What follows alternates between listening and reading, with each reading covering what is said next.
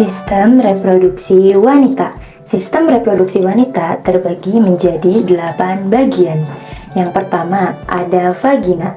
Vagina adalah saluran berotot yang menghubungkan serviks bagian bawah rahim dengan bagian luar tubuh. Yang kedua ada serviks. Serviks yaitu bagian terendah dari rahim. Serviks sendiri sebuah lubang yang dimana di tengahnya memungkinkan sperma masuk dan darah menstruasi keluar. Yang ketiga ada uterus. Uterus adalah organ berongga berbentuk buah pir yang menampung janin selama kehamilan. Uterus sendiri terbagi menjadi 2. Yang pertama ada serviks dan yang kedua ada korpus. Korpus sendiri yaitu bagian rahim yang lebih besar yang mengembang selama kehamilan. Yang keempat ada endometrium.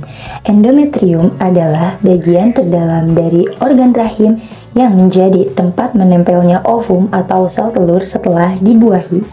Yang kelima ada tuba falopi. Tuba falopi adalah saluran sempit yang melekat pada bagian atas rahim dan berfungsi sebagai jalur bagi sel telur atau ovum untuk bergerak dari ovarium menuju ke rahim. Yang keenam ada infundibulum.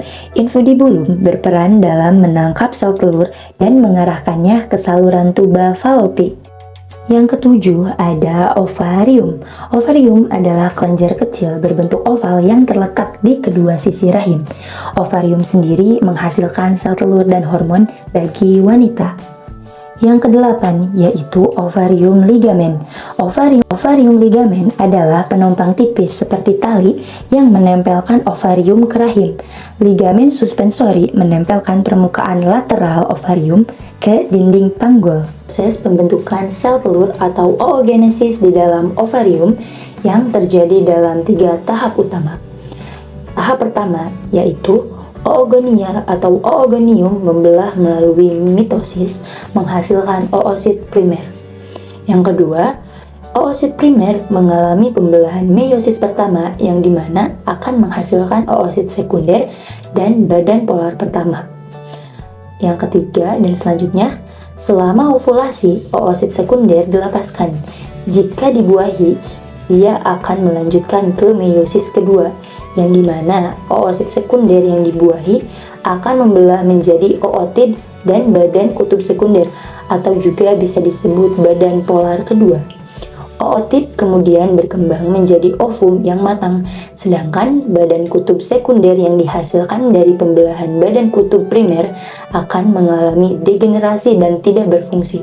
Proses ini memastikan bahwasannya hanya satu sel telur fungsional yang terbentuk dari setiap siklus oogenesis, sementara 3 badan kutub tidak berfungsi dan akan dihancurkan.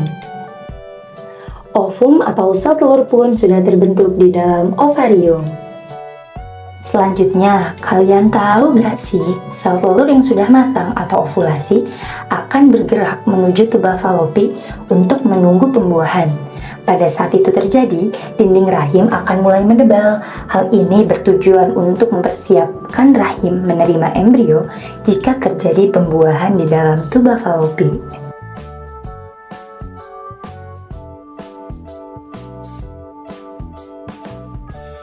Sistem reproduksi pria terbagi atas beberapa bagian yang akan saya jelaskan di sini, yaitu yang pertama ada testis, kedua epididymis, ketiga kelenjar prostat, keempat vas deferens, kelima uretra, dan yang keenam kandung kemih. Fungsi sistem reproduksi pria yang pertama itu adalah testis. Testis merupakan sepasang struktur berbentuk oval, agak gepeng, dan panjang sekitar 4 cm dan diameter sekitar 2,5 cm. Testis memiliki 2 fungsi, yaitu menghasilkan sperma dan membuat testosteron. Yang kedua yaitu epididymis. Epididymis merupakan saluran halus yang panjangnya sekitar 6 cm terletak sepanjang di atas tepi dan belakang testis. Adapun fungsi dari epididymis adalah untuk mengangkut sperma matang menuju uretra dalam persiapan untuk ejakulasi. Yang ketiga ada kelenjar prostat. Kelenjar prostat terletak di bawah kandung kemih di dalam pinggul dan mengelilingi bagian tengah dari uretra. Fungsi dari prostat adalah menambah cairan alkalis pada cairan seminalis yang berguna untuk melindungi spermatozoa terhadap sifat asam yang terdapat pada uretra. Yang keempat ada vas deferens. Vas deferens merupakan saluran yang membawa sperma dari epididymis. Fungsinya adalah mengangkut sperma matang dari testis ke uretra sebagai persiapan untuk ejakulasi. Nah, untuk selanjutnya ada spermatogenesis. Apa itu spermatogenesis? Spermatogenesis adalah proses pembentukan sel sperma di dalam testis pria. Spermatogenesis sendiri berasal dari kata spermato yang memiliki arti benih dan genesis yang berarti pembelahan.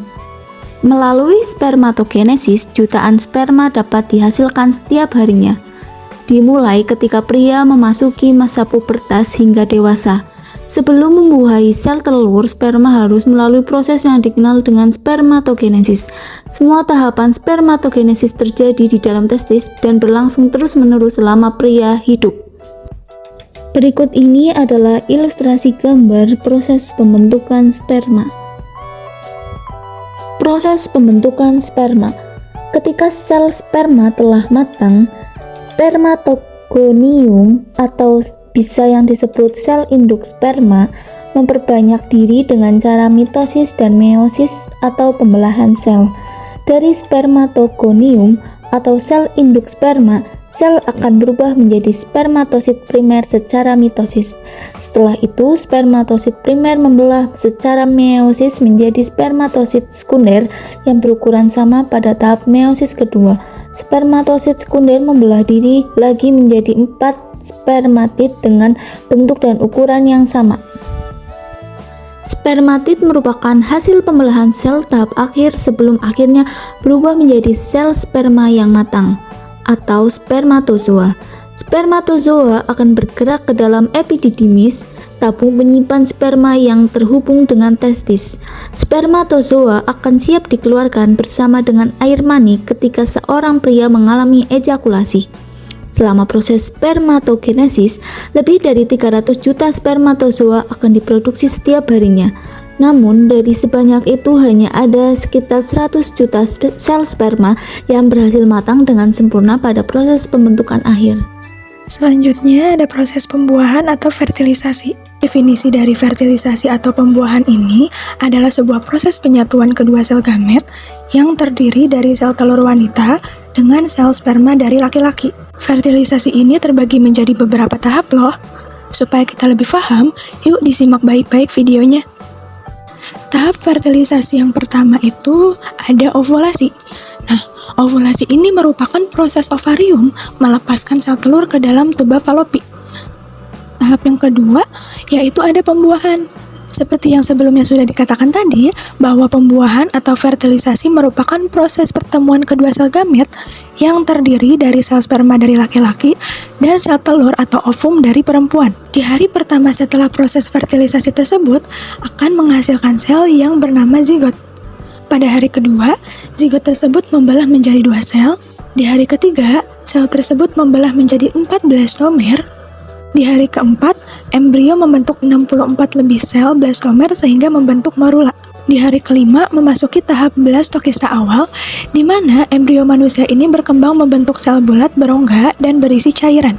Di hari keenam, memasuki tahap blastokista akhir, di mana embrio yang telah berkembang selama 5-7 hari setelah pembuahan siap menempel pada endometrium.